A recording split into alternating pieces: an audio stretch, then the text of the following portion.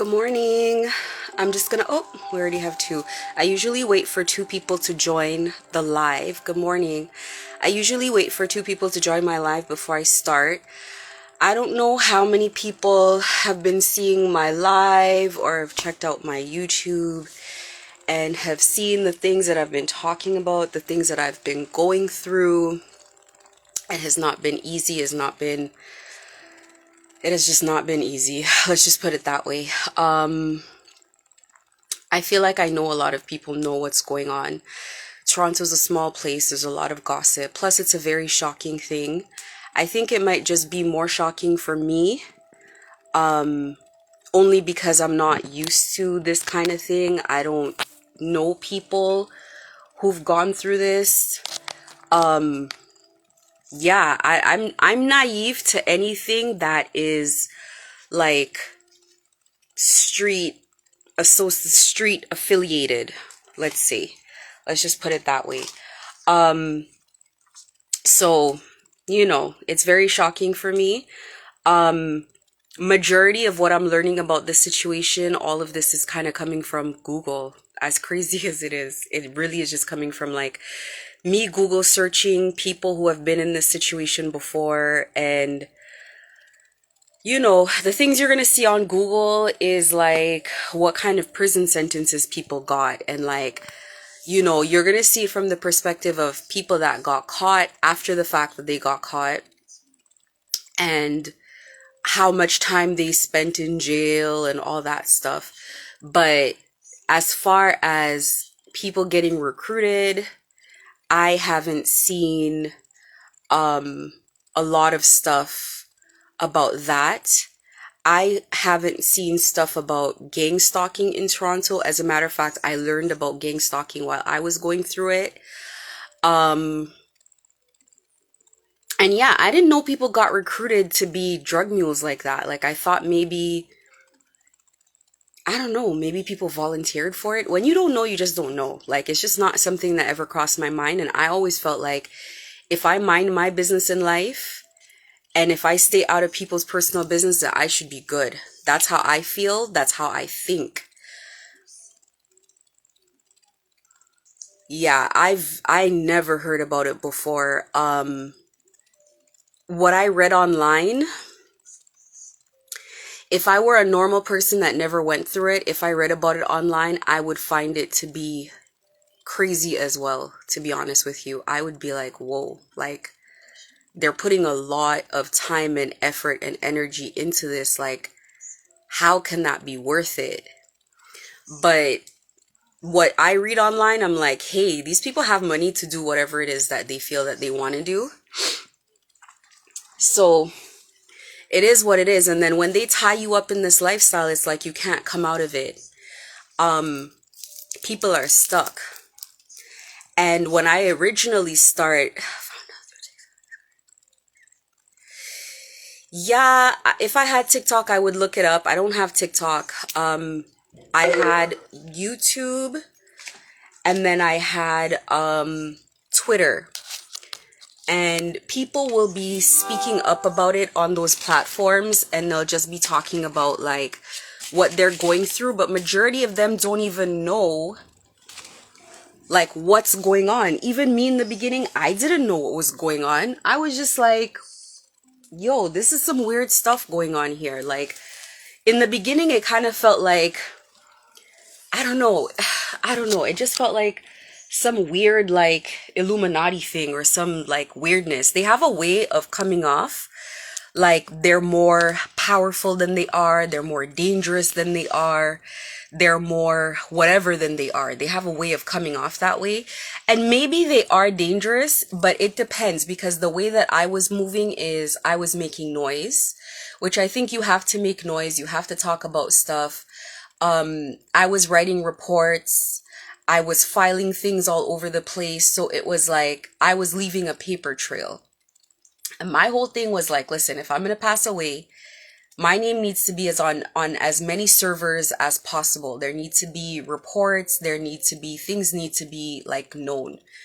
And of course they don't like that, because regardless of what organization you're with and what protection that you think you have, you know, you don't want to be the person that is in a situation where, yeah, you don't want to be the person that's in a situation where your name is constantly being reported in something. So that's first things first. I never just laid back. I was surprised though by the way the police like barely took the report seriously. I really thought like police are supposed to be doing better than that. But, you know, it is what it is. Um yeah, it is what it is. It just is what it is. Every day now I come online because, you know, I have to thank God for taking me out of this situation. I have to thank God for putting me in a situation where, hold on, I'm just trying to do something here. Putting me in a situation where I can come back and tell people about my experiences. There we go.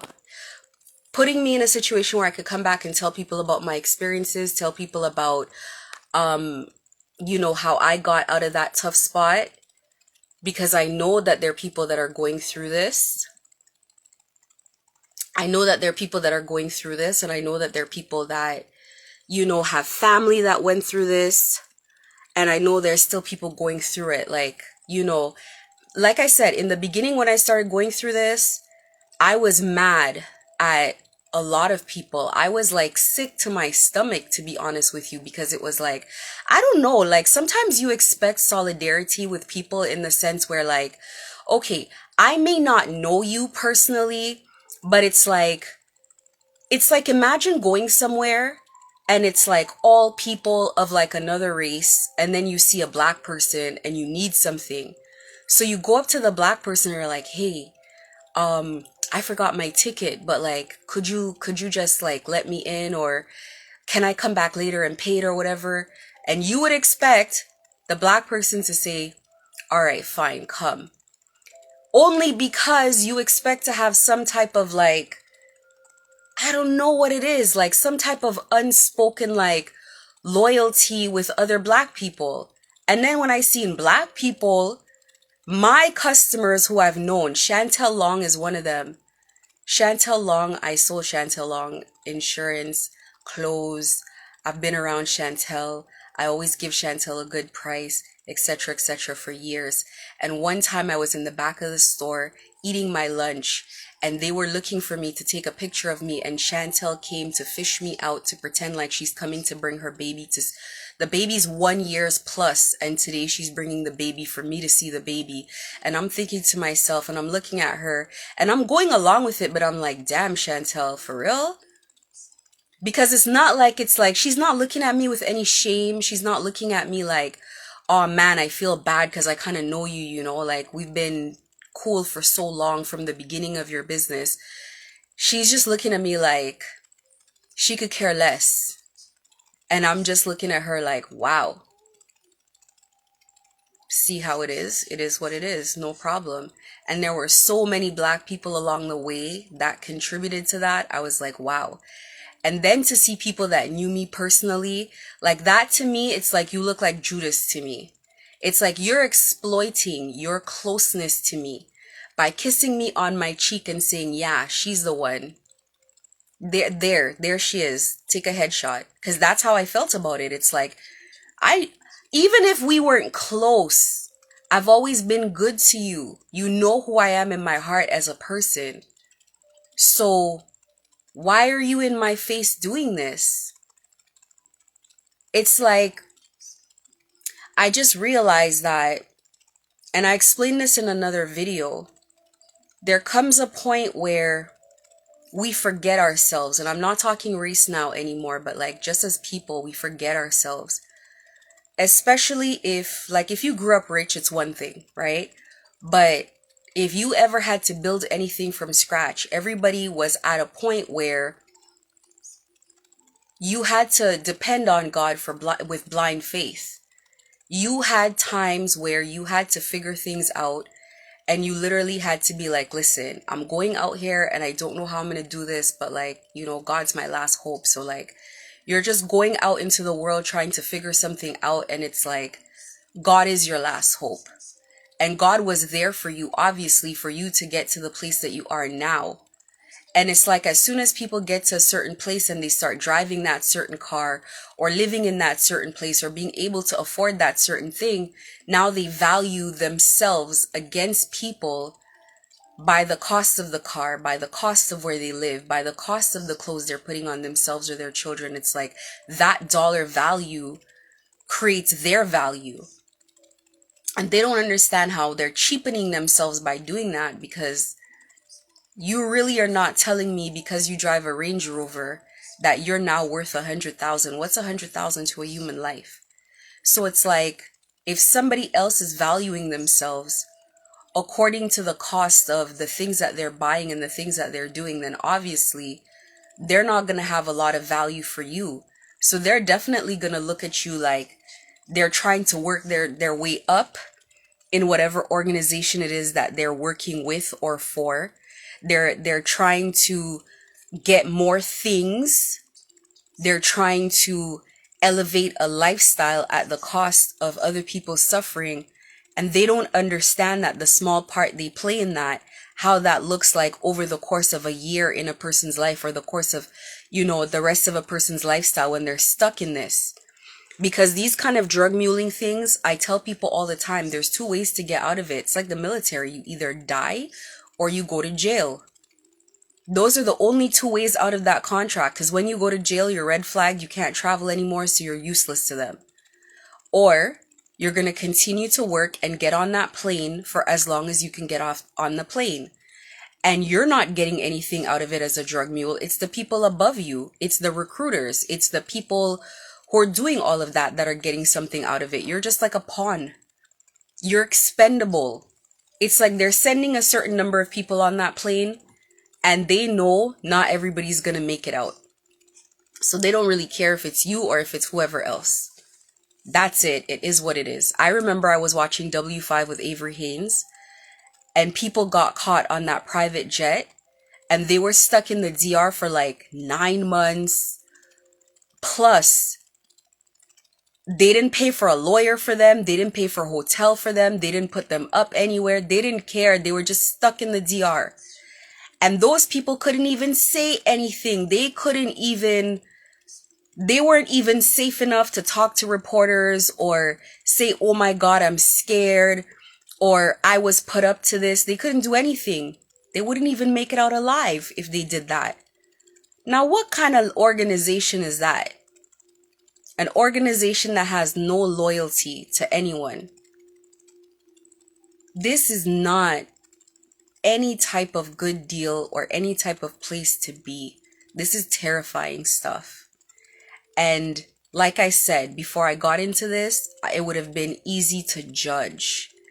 But now that I've seen for myself how they are so relentless in recruiting you, they are so persistent, they are so ruthless, they will do it. Even the recruiters have to recruit at a cost to their life.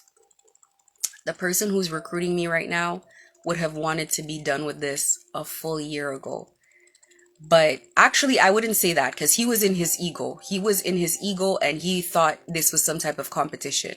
But if he was in his right mind, he would have said to himself, like, listen, I gotta leave this alone. This doesn't make any sense. Like, this is not a good situation. If he was in his right mind, or if he was paying attention, okay? But he wasn't. He was in his devil energy. He's 100% in his shadow energy. And, you know, it is what it is. That's his life. Those are his choices. However,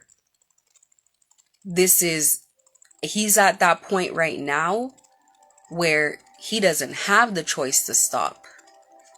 Because of the alliance that he made, because of who he made the alliance to. This didn't make any sense. Everybody's time was wasted in doing this garbage. This was ridiculous. And so, you know, for me, I just think back to like people who, oh, let me put up my YouTube actually. I forgot to put this up. I just think back to people that I've encountered in this situation, and some of them I kind of feel sad for, to be honest with you.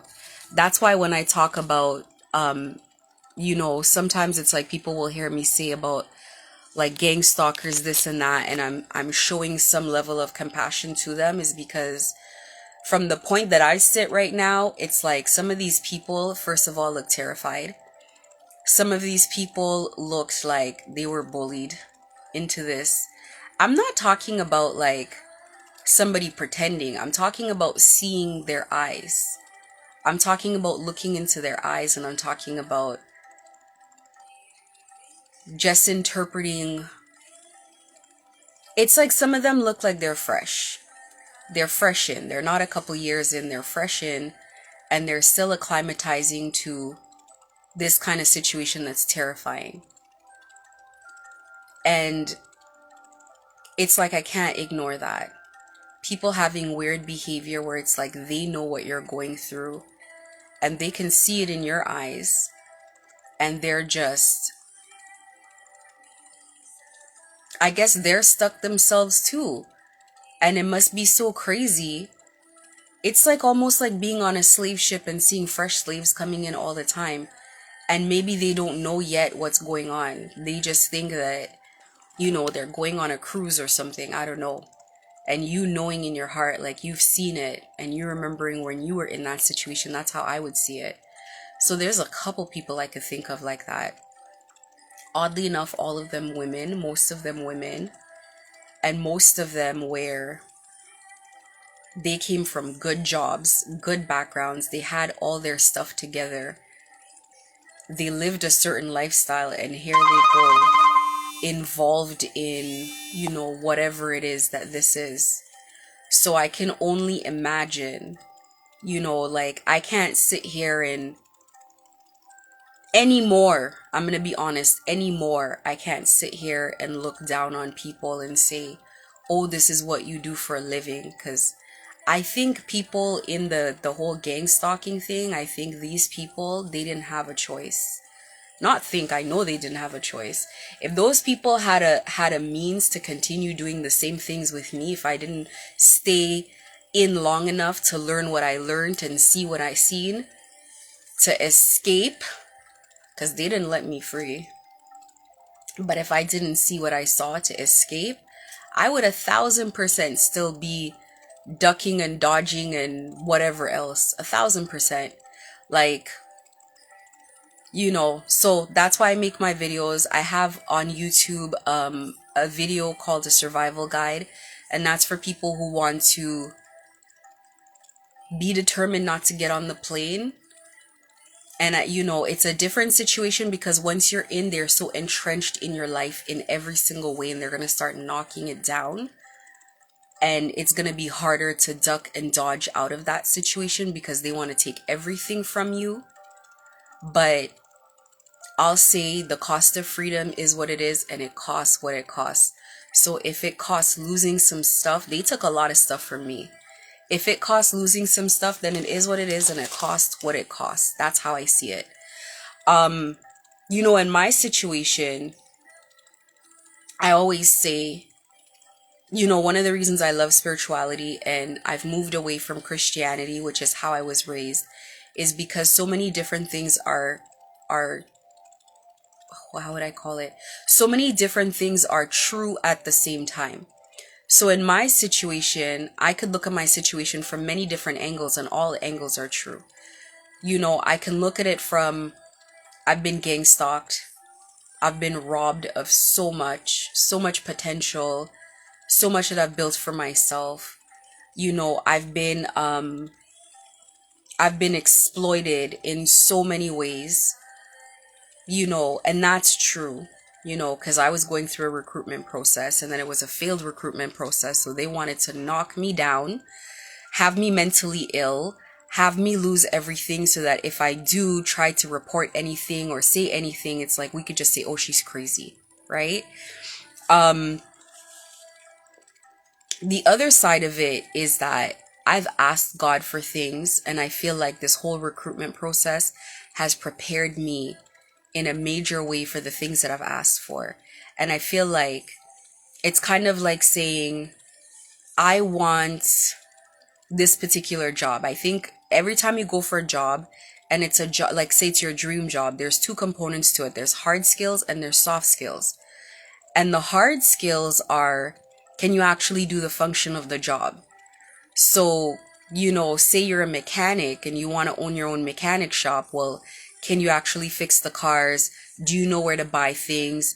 Do you have the money to buy the equipment, etc., etc.? But then there's soft skills as well, like, do you know how to talk to customers? Do you know how to market your business? Because you're going to need that for sure. Do you know how to navigate if you were in a lawsuit situation? Do you know how to talk to people? Do you know how to be warm? Do you know how to navigate your competition? Those are soft skills. And I feel like one of the soft skills of what I want for myself is definitely learning how to see the other side of human nature, how to navigate people, how to see people for who they actually are instead of who I think they are. And it's like, I've seen the dark side of people and I've seen what money can make people do. And in my opinion, this is such a small amount of money for what people are doing. People are accepting money for bribes and not understanding that once you make yourself a witness to a crime, that you are essentially putting yourself in a situation that who's going to let you walk around as a witness to a crime? You have to be a part of the gang now. What are you talking about? You think people are going to show their face? Why do you think they're after me so hard?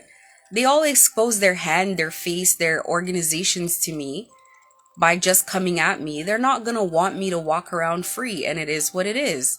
So it's like, whatever they paid you to do that, be it $1,000, $500, $200, whatever it is, it's not worth it being in that kind of gang for that type of money. Because again, it's lifelong. It's not something that you're coming out of anytime soon. So that to me is already crazy. And then it's like, I think the third thing that I know to be true is there was a spiritual hit put out on this community by the spirit world that they abuse to do these things. And I know that the practitioner knows that. I know that he knows that because you're a practitioner and anybody in the spirit world knows how this works. Period. You have too many tools of divination to not know. If you didn't ask the tarot cards, then somebody else did. If you didn't go to your spirit guides, they would have came to you. Something would have. There's no way to slow motion walk into a situation like this day by day and not know. There's no way. And even if you did, it's like, come on now. You had to have seen the way, because you're not just doing this as a woman or somebody who just sends people evil energy just because you feel like it, because it's a Sunday. This is some paid work. This is paid work. Doing the same work day in, day out. You know how to find out what you need to find out. So for you to not know that this was a setup, come on, that's crazy. For you to not know that, like, no part of your head is saying this is not working, but why are they allowing it to keep happening? It's like they're holding you into this situation. There's no way. And I can understand the first couple blowbacks. It's like, it's easy to think it's coincidence, or maybe it's like consequences of my actions or whatever. But at some point you gotta see, like, everything that I want for other people is happening to me. Or I've been doing this for so long and everything that I do is working against me. Like, there's only so long that a person can do work in that environment before they admit to themselves, like, something seems wrong. Something really seems like it's a setup, or it's like not going right. And it's like, to hold that on your chest and not tell people and blame the victim and think that this is never gonna come out. It's like you're really banking on a lot of luck. you're really banking on, like, it's too slippery a slope to watch. But like I said, it's just, and this is not an opinion, this is the proof is in the pudding. Everything that people wished on me is what they're living. So for the practitioner to know what energy he put out there, I know that's a terrifying thing to live with, to know the kind of stuff that's coming back. So it's like all three things being true at the same time. But I'll just say this, I live every day in complete gratitude, blind gratitude for what God has done for me, for what the Holy Ghost, the Holy Mother has done for me. I cannot repay that. And so when she says, come online and tell people what you've gone through and how to navigate it, it's like, that is the bare minimum. I've said it so many times, I will be spending the rest of my life in gratitude for what I have been spared from the life that I've been spared from living. I feel like I cannot pay this back. This is a debt. This is a debt to me. And that's why I spend all my time in gratitude. That's why when I start getting frustrated, I get patient immediately. That's when it's like when I start getting mad, I just change that into gratitude, and I'm like, you know what? People are suffering more than me. I'm the lucky one. I'm the lucky one. And this is why, one of the things the reason I call this video Answer God's Call is because, I've lived by faith for a long time. This is not my first time living by faith. I've spent a long time living by faith in a lot of different ways. There have been so many times where it's just been me and God. But this is the first time where it's like God has physically come. Other times it's been living by faith and trusting in a higher power that I just felt was like omnipresent, was like the universe, was like, like the air, the trees, the birds, the whatever, however you want to say it, the statue on the podium, on the altar. But this is the first time where it's like I'm seeing God as like a physical presence with me. Like where I just basically see God as like a human without a body, or a spirit without a body, I'll call it. So it's like I've walked by faith for a long time, and I know what it's like when I say, man, I am not sure how I'm going to do this, but I'm just going to start this process and we'll see how this goes. And you're my last hope. So if you want me to have this, I'm going to have it. And if I don't get it, you just point me in the next direction. And so that's why for me, it's easy to give back. That's why for me, it's easy for people to call me very loving, and I give people my energy and I help people out. It's easy for people to say that because I always answer the call. Whenever somebody comes to me and they need something and they don't have to ask it, I see it, I'll be like, damn, I understand. I understand what that's like. So it's my turn. I don't have specific examples I could think of, but just for, what someone does for you that is so small and it's nothing to them, it's life-changing for you. It's putting you in a position. It's you knowing that God put them in place to be a blessing to you. So it happens to me all the time. So like there was this one time where we were in the summertime, we were coming from a market, and we rented this U-Haul truck. And at first I was like, why am I doing all of this? Do I really need the U-Haul truck? But I wanted to have a nice setup. And the U-Haul truck was not going to cost that much. I think it was like $75. So on our way back, we're leaving the market, and we left early. We didn't have to leave that early, but we left early. Something was like, oh, whatever, I've done enough for today. Let me go. Nothing's happening. And we were driving by the IKEA, and we passed, and I said to my daughter, I'm like, do you want ice cream? And she's like, not really. And in my heart, I didn't really want the ice cream either, but I did a whole U-turn in the middle of the small strip in front of IKEA. and I went back to go get the ice cream. And by this time, it's like 7 something. So we're just cutting it short before IKEA closes. So I ended up in the parking lot, and there was this guy kind of standing there, and he saw me as I came in. And he looked like he was just like he was gonna say something to me, but he didn't. So I went in, I got the 2 ice creams. My daughter's waiting in the car. We got to the car, I gave her the ice cream. And the lady came up to me. So it was a Mexican lady and an Indian guy. And so she came up to me and she's like, "Hi, I just want to ask you if you have any space on your truck. We want to drive some furniture home." And at first, because I'm going through gang stalking, so at first I'm like, it was some type of setup. Like, what is this?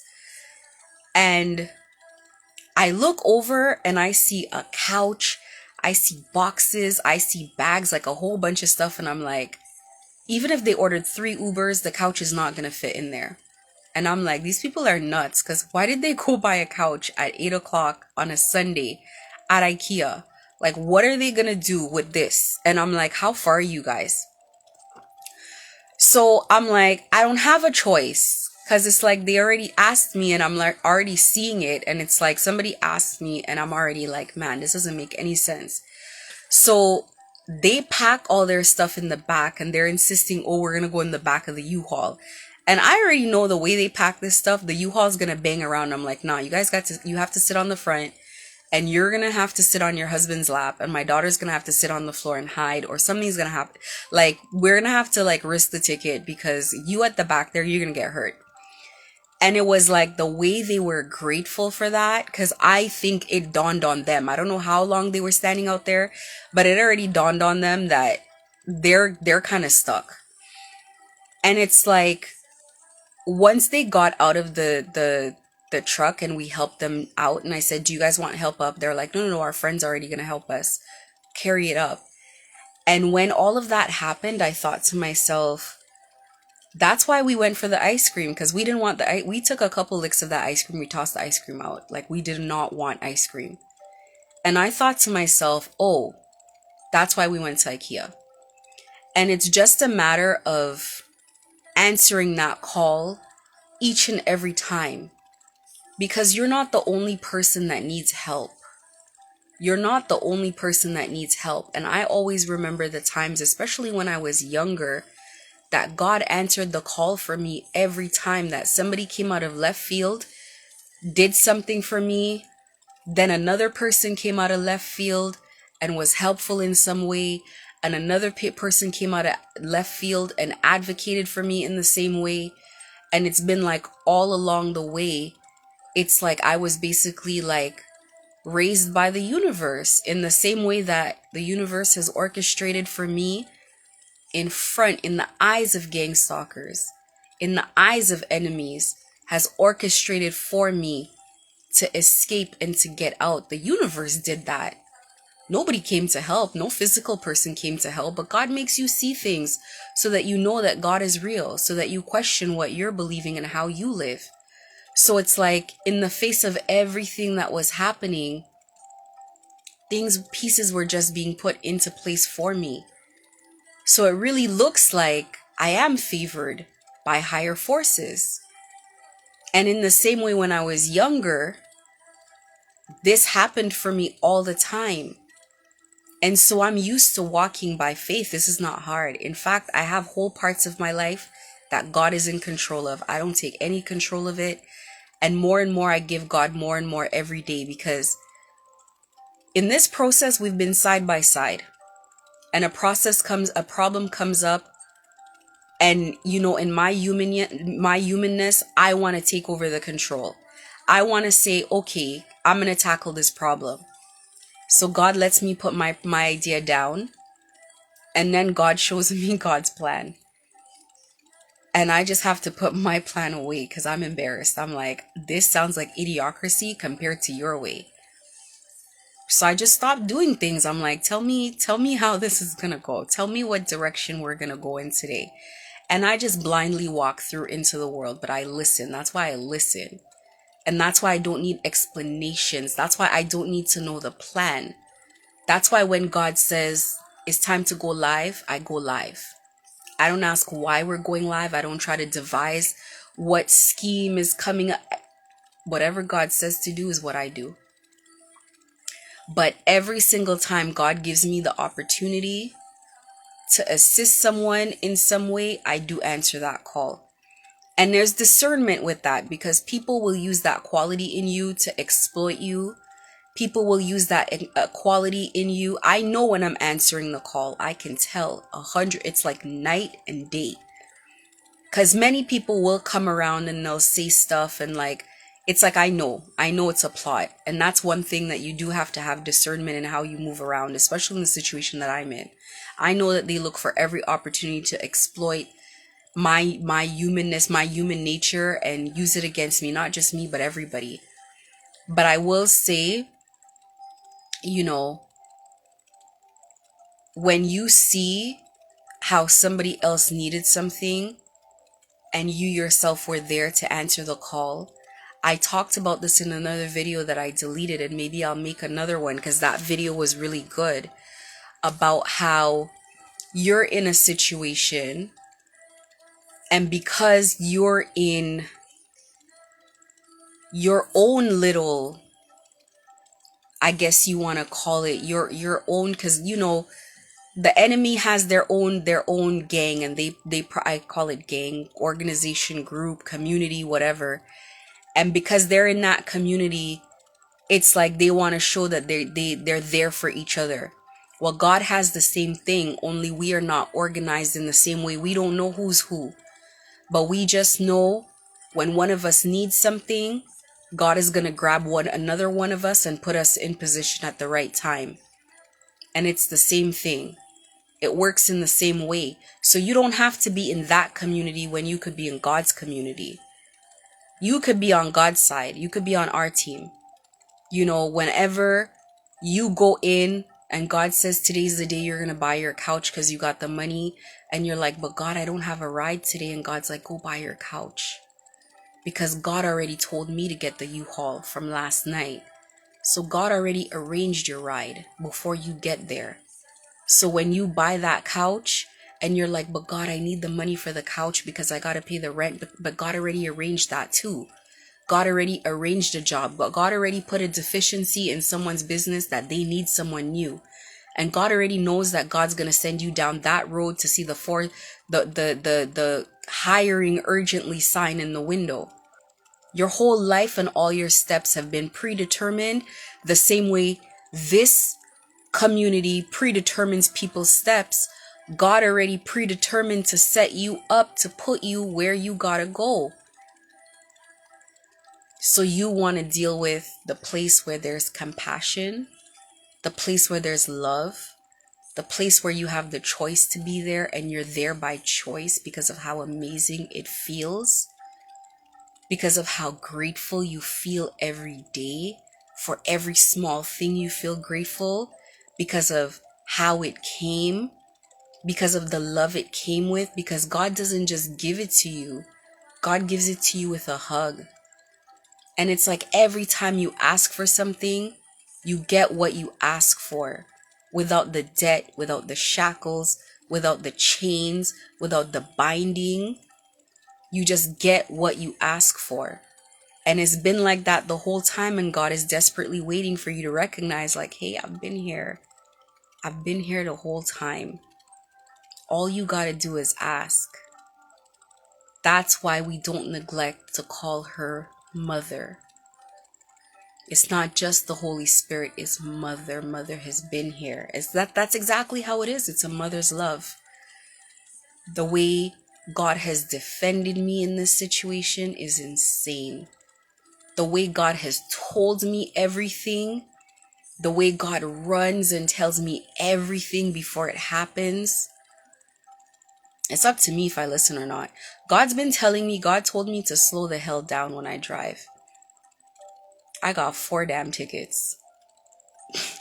And all I'm supposed to do is slow down. But God told me first. That's the difference. God told me first. Whether I listen or not is another thing. Every step of the way, God tells me what's going to go on. All right, so you're going to go over there and you're going to do this and you're going to behave like this and you're going to react like this. Control yourself. this is gonna happen and that is gonna happen and blah blah blah and blah blah blah. So every step of the way I have no excuse. If I don't listen, I don't get spared like anybody else. I don't get spared. I will face the consequences of my actions. That's why I have to act accordingly. Nobody escapes karma. What do you mean you just do something nice and you escape karma? No. Everybody has to face the consequences of their actions, whether you are favored or not. Whether you are favored or not. It is what it is. You think God just trusts you to give you things? You gotta be tested. You have to be tested. Are you greedy? Can you be swayed? Are you gonna go down the wrong way? Can you be easily bought? God doesn't just give you trust. You have to prove yourself. But I will say this. If you are in any situation where you realize that you need to walk away, where you realize that you made a big mistake, where you realize that there is a better way, do your best.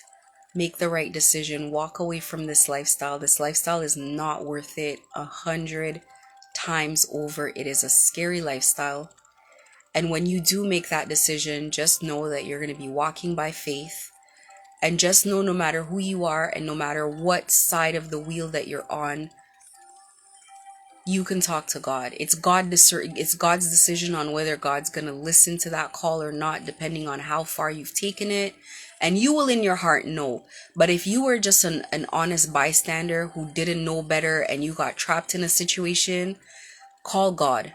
And I always say to people, it doesn't matter what lifestyle you lived before, like, it doesn't matter what you did before. Like, before I was selling like clubwear, when God calls me and I was like, all right, you've gone far enough down this wrong road. Let's snatch you up and let's get you back on the right path. Because although I was praying every day, I wasn't seeing what was wrong with what I was promoting, the lifestyles that I was promoting and the kind of things that I was making people think was okay. I wasn't seeing it. And even then, still, God was still like listening to every prayer, assisting me and guiding me. So who am I to look at anybody and what they've been through and say, you've done this or that, you're not worthy? Of course not. You got to talk to God and develop that relationship for yourself. So that's the message that I'm putting out today. And like I said, all I can do is be eternally grateful for the kind of favor God has shown me in this entire process. The kind of, I know people are looking at me like in amazement, like, she's still alive today? Damn. Like, what's going on with her? And shoot, like I said, I'm going to spend the rest of my life repaying God for this type of favor, for coming through when I called. So it's like God answered that call and didn't ask for anything in return. There was no contract that says, well, now every day you got to do this and you got to do that. None of that. None of the above. I just got to show my gratitude every day in every way that I possibly can. And while I was going through it, I was like, listen, what can I do for you? What can I do back? And they never asked for anything. God never said, oh, you got to do this, you got to do that. And every day I was like, listen, what can I do for you? Because I was seeing what I was avoiding. A lot of times God avoids a lot of stuff for us. We don't see that guy that we refused to date could have made us sick. Or we don't see that person could have put us in a toxic situation. But it's like now God is making me see it in living color. Like, I'm seeing every step that I could have taken. Oh my God, that's why I got avoided on that step. I'm seeing it. Oh, I didn't go down that avenue, and this is what could have happened because I'm seeing it. The whole year and a half, I kept seeing things for what they were. So it's like, damn, God's been there like that for me my entire life, and I wasn't seeing it. Now I see it. So, for me, all I can say is I can no longer judge people in the way that I used to in the past. Yeah, I was judgmental for things that I didn't do, for steps that I didn't take. Now I can see somebody who's living a certain life and I can see it for what it is. Like, they're stuck. They didn't have a choice. It's easy to look at things black or white, but that's not the way it is. That's not the way it is. So I'm gonna leave everything here, and I'm gonna the last thing that I wanted to say, if you're being gang stalked and you're still alive, and I know it's a crappy way to look at it because you worked so hard for everything you have, and how fair is it that you're being harassed and these things are being stripped from you? But if you're walking this path and you're still alive, just know that that alone is God. There is some spiritual team somewhere that protected you. I know another person that I was just speaking to that was saying they went through all the things I went through, but worse. Like their house actually went up in flames, and they actually lost a lot of stuff, and a lot of things happened. And I know they feel hurt, they feel terrified, they feel dejected, they feel scared. I know that. But they don't understand that something protected them, that they weren't in that house that blew up, because that was the intention. They don't understand that something kept them alive. They don't understand that yet. They just are looking at it from the standpoint of, how could this happen to me? I'm such a good person. So if you're going through this situation, if you call on God and God gives you life, just know that, be patient during your situation, especially if you just ended whatever happened. Be patient during your situation. There is new life for you, because you 1,000% you made the right choice by not signing that contract, by not joining. You made the right choice. So when God is done with your situation, you will be an example. Your destiny is your own. Hold on to your dreams and be patient with yourself. One foot in front of the other. Don't overwork yourself and speed fast and make mistakes and be so eager that you're just drinking from every cup that's presented to you. Take your time, walk slowly, and take a look at what you're doing. Slow progress is still progress. When I started this business, oh my God, the progress was slow. It took 3 years before I could see what I wanted to see. It took years before I got to Vaughan Mills. It takes time, but it was worth it. It was worth it to see that I could accomplish that. And I took so many L's. I had so many people rip me off. I had to stop and restart. I had so many people talking crap about me. This is the process of building something from scratch. People are going to make fun of you, etc., etc. It's so worth it though. At the end of the day, that's the cost of building. God doesn't give you things for free, because it's the journey of building.